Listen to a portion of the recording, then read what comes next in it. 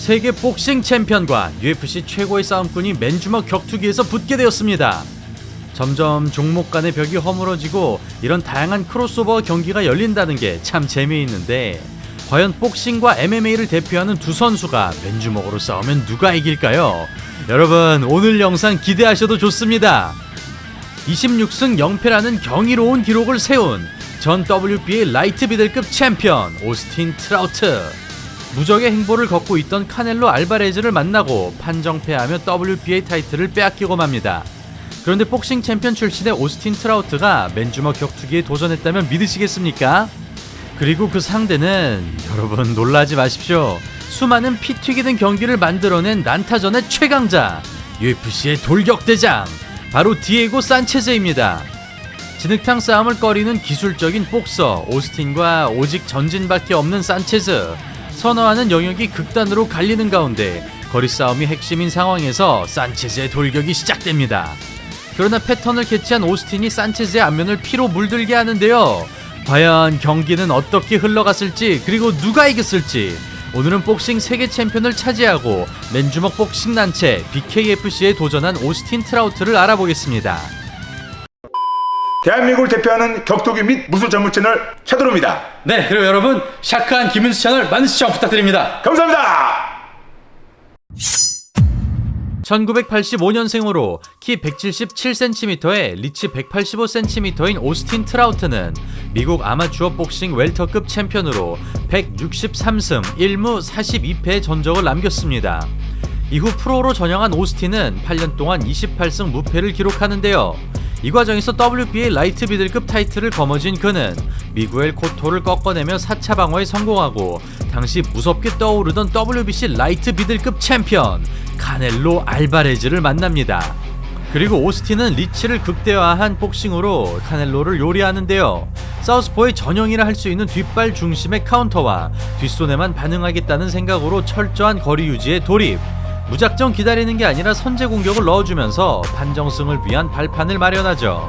대치구도에서는 앞손 견제를, 전진에는 스트레이트로 대항하던 오스틴은 주먹을 꺼내기도 전에 리듬을 끊어버립니다. 그렇게 전반전까지는 우위를 가져갔으나 시간이 흐를수록 체력 저하가 발생, 그만큼 거리가 좁혀지면서 일격을 허용합니다. 그러나 수싸움은 조금도 밀리지 않으며 사우스포의 진수를 보여주는 오스틴, 그는 수를 읽는 움직임과 흥분하지 않는 침착성으로 카넬로의 표정이 굳을 때까지 밀어붙이죠. 그렇게 12라운드를 소화한 오스틴은 아쉽게도 승리를 가져오지 못하는데요. 그럼에도 패자인 오스틴이 부각될 만큼 엄청난 기량이었습니다. 무패 행진이 깨진 오스틴은 번번이 챔피언 재등극에는 실패하지만 사우스포라면 누구라도 참고할 만한 시합을 보여줍니다. 오스틴의 복싱을 정의하자면 교과서에서 한 치도 벗어나지 않는 복싱을 구사하며 결코 화끈한 타입은 아니지만 기술적인 풋워크와 운영 능력이 뛰어나기 때문에 복싱을 수련하는 입장에서는 볼거리가 많다고 평가할 수 있습니다. 그는 상체가 옆을 보는 정석적인 스탠스를 선호하며 들어올 수밖에 없게끔 판을 설계하는 능력이 일품인데요. 상대가 오소독스라고 가정했을 때 앞손으로 포인트 운영을, 뒷손으로는 바디 스트레이트 같은 카운터 위험이 낮은 공격을 활용하고 설령 거리가 뚫린다고 할지라도 로마첸코 스타일의 돌려내는 스텝으로 대응하기 때문에 중거리에서 한 번에 맞히지 못한다면 답답한 흐름이 지속될 수밖에 없습니다. 그러나 스피드에 비해 빈약한 펀치력과 유독 접근전에서 약한 면모를 보이면서 거리싸움이 어려운 비슷한 신체 조건을 만나거나 호전적인 타입과 붙을 경우 고전을 면치 못하는 오스틴, 그는 더티복싱이나 어깨치기 같은 거친 플레이의 약점을 드러내고 카넬로전 패배를 기점으로 5승 1무 5패라는 신통치 못한 성적을 거둡니다. 심지어 나이마저 30대 중반을 넘어버린 오스틴은 다시 5연승을 거뒀음에도 팬들의 관심에서 멀어지게 되는데요. 아무리 그래도 한때 26승 0패를 기록하던 세계 복싱 챔피언이었는데 승부의 세계는 정말 냉정한 것 같습니다. 그렇게 복서로서의 존재감이 희미해지던 이때 갑자기 BKFC로 넘어가 디에고 산체즈를 만난 거죠. 한편 TUF 시즌1의 우승자로 2005년부터 UFC에서 활동한 디에고 산체즈는 클레이 구이다와 피 끓는 난타전으로 명예의 전당에 올랐으며 UFC의 대표적인 명승부 제조기로 수많은 보너스를 받았습니다. 그의 파이팅 스타일은 오직 전진! 레슬러지만 스탠딩에서 진흙탕 싸움을 불사하는 전사의 심장을 가지고 있으며 헤더급부터 웰터급까지 넘나드는 등 체급마저 가리지 않는데요. 그러나 시간이 흐를수록 기술적인 한계와 노쇠화에 부딪힌 산체즈는 2020년 제이크 매튜스전을 끝으로 UFC를 떠나게 됩니다. 그리고 1년 6개월 뒤 이글FC에서 펼쳐진 케빈 리와의 시합마저 패배한 산체즈. 그럼에도 그는 특유의 무대포식 타격으로 좋은 그림을 만들었으며 가끔씩 터지는 전진 러시로 아직 죽지 않았다는 것을 보여주었습니다. 이후 BKFC에 도전한 산체즈는 마찬가지로 이번이 데뷔전인 오스틴 트라우트를 만나게 되는데요. 그렇게 시작된 경기! 서로 스탠스가 같은 만큼 오스틴의 장기인 거리 조절이 붕괴됩니다. 스텝으로 빠져나오는 오스틴, 산체즈의 선택은 전진. 한두 방은 견디겠다는 각오로 들어가고 오스틴의 약점인 클린치로 괴롭혀주면서 기술력 차이를 상쇄합니다. 발로 가둬놓는 게 아닌 단순한 직진은 카운터에 노출되기 마련이지만 맨손이라는 특성상 빗맞아도 위험하기 때문에 공격보다는 회피를 우선하는 오스틴. 체크훅을 노리는 가운데 산체즈의 기세가 살아나고 베어너클에 맞는 팔꿈치 블락을 사용합니다. 한순간 튀어나가는 불규칙한 움직임에 박력이 묻어나는 산체즈. 그러나 잔매가 쌓이는 것은 관계할 수 없는데요. 오스틴 역시 주무기인 잽 활용도가 떨어지면서 전진을 끊어낼 수단이 막혀버립니다. 더티복싱에 걸리자 고통스러워하면서도 필사적으로 탈출하는 오스틴. 근거리는 산체즈, 원거리는 오스틴이 앞서는 상황에서 누구 하나 우위를 가져가지 못합니다. 그러자 욕심을 버리고 작은 주먹에만 집중하는 오스틴. 팔로만 휘두를 뿐이지만 생채기가 일어나고 갈수록 산체즈의 패턴이 반복되면서 타이밍이 읽히게 됩니다. 이어지는 3라운드. 우직하게 밀어붙이기보다 상체 움직임을 가져가면서 기회를 만들어보는 산체즈. 오히려 지금을 공략하는 오스틴. 어김없이 시작되는 돌격. 그러나 클린치로 연결되지 못한다면 더킹을 잡기가 쉽지 않고 어느새 산체즈의 체력 저하가 일어나면서 압박의 주체가 뒤바뀌어버립니다. 상황이 유리해지자 프로복싱에서 보여줬듯이 먼저 들어가보는 오스틴. 팔꿈치 블락을 잊어버린 산체즈. 체력이 떨어진 만큼 반응 속도가 저하되면서 전진하는 위력도 줄어듭니다. 움직임에 확신이 서지 않는 산체즈. 기묘한 동작을 시도해보지만 별다른 효과가 없는데요. 이마부터 턱까지 안 다친 곳이 없을 만큼 피투성이가 되어버린 산체즈. 이제 크게 휘두르는 오스틴. 카운터를 유도하기 위해 도발적으로 두들겨줍니다. 그럼에도 우직하게 돌격하는 산체즈. 여유를 보이던 오스틴에게 제대로 한 방을 먹이는데요. 그러나 때리는 사람이 걱정할 만큼 엄청난 출혈이 발생하면서 닥터 스탑으로 4라운드에서 마무리됩니다.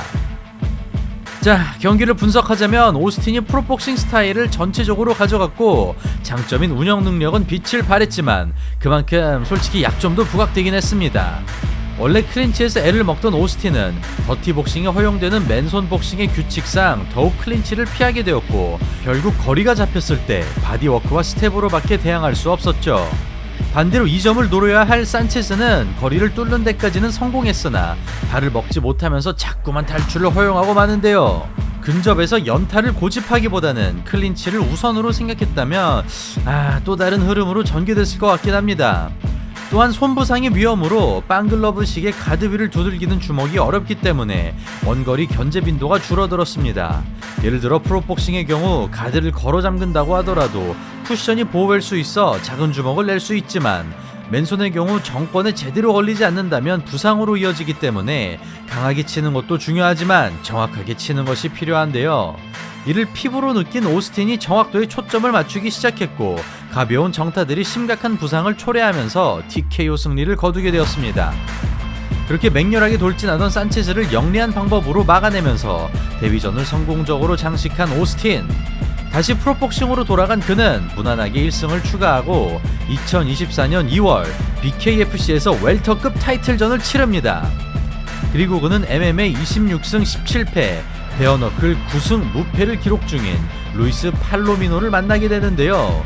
BKFC의 간판 스타 중 하나인 팔로미노는 라이트급과 웰터급 두 체급 챔피언 출신으로 1980년생이지만 맨주먹 복싱에서 전성기를 맞이한 선수입니다. 그리하여 기세와 경험에서는 팔로미노에게 뒤처지지만 장점이 발휘될 수 있는 옥소도스를 만나게 된 오스틴. 특히 팔로미노의 주체급이 라이트급인 만큼 체격에서 상당한 격차가 나타나고 가장 좋아하는 구도가 만들어지면서 편하게 경기를 풀어가기 시작합니다. 안면보다는 복부를 노려보는 오스틴. 잽은 최대한으로 자제하되 카운터를 장전하고 머리를 붙여 클린치 타격에 대비하면서 기술력이 한층 더 발전했음을 시사합니다. 그러자 돌진보다 공격을 타고 들어가겠다는 생각으로 타이밍을 재는 팔로미노. 앞뒤로 페인트를 섞어주고 모션을 활용해주면서 상대가 움츠러들도록 강제합니다. 먼저 클린치 싸움을 걸어보는 오스틴. 산체스전과 비교하면 상당히 달라진 모습인데요. 특히 부상 위험이 낮은 바디잽과 더티복싱을 방어하는 손목 컨트롤로 거리에 상관없이 우위를 가져갑니다. 대치구도가 길어질수록 손해가 누적되지만 기회를 만들지 못하는 팔로미노. 손으로 머리를 죽이고 돌려내는 영리한 전략. 이런 디테일한 동작들은 준비되지 않는다면 나올 수가 없죠. 또한 손등으로 가격하거나 채찍처럼 스냅을 활용해주면서 부상 위험을 낮추고 있는데요. 갈수록 흐름을 잡아가자 보다 과감한 움직임을 시전. 상황이 어려워지자 템포를 높여보지만 완벽하게 읽고 있는 오스틴. 로마첸코 스타일의 등 뒤를 파고드는 움직임. 언더훅 역시 벗겨내기가 쉽지 않고 체력까지 떨어지면서 배색이 짙어집니다. 그렇게 모든 라운드를 오스틴이 가져가던 이때 너무나도 예술적인 그림이 나오는데요. 좌에서 우로 순식간에 이동한 오스틴이 시야 밖에서 유효타를 터뜨립니다. 데미지를 떠나 움직임을 완전히 놓쳤다는 점에서 투지가 꺾일 수밖에 없는 팔로미노. 서서히 접근하는 오스틴. 승기를 완전히 잡았다는 판단 아래 스스로 거리를 좁힙니다. 그럴수록 마음이 급해지는 팔로미노. 이에 조롱을 하듯이 여유롭게 회피하고 남은 라운드를 완벽하게 압도한 끝에 오스틴이 BKFC 웰터급 챔피언에 오릅니다. 네, 이리하여 주목받지 못했던 프로복싱에서의 아쉬운 행보에도 불구하고 40이 가까워진 나이에 BKFC라는 만만치 않은 무대에서 제2의 전성기를 맞이한 오스틴. 그는 복싱에 비해 바디워크가 어려운 조건에서도 성공적으로 장점을 녹여냈으며 진흙탕 싸움을 하지 않더라도 운영으로 승리할 수 있음을 입증해냈습니다. 특히나 BKFC 라이트급 초대 챔피언이자 현 챔피언을 압도적으로 꺾은 것은 앞으로의 티켓 파워에도 큰 영향을 끼칠 것 같은데요. 물론 비슷한 신체 조건을 만날 경우 기복이 심한 오스틴이지만 지금의 기량이라면 큰 문제가 없을 것 같습니다. 자, 그렇다면 앞으로도 계속 오스틴 트라우트가 BKFC에서 멋진 모습을 보여주길 바라며 오늘 영상은 이만 여기서 마치도록 하겠습니다. 저는 차도로였습니다. 감사합니다.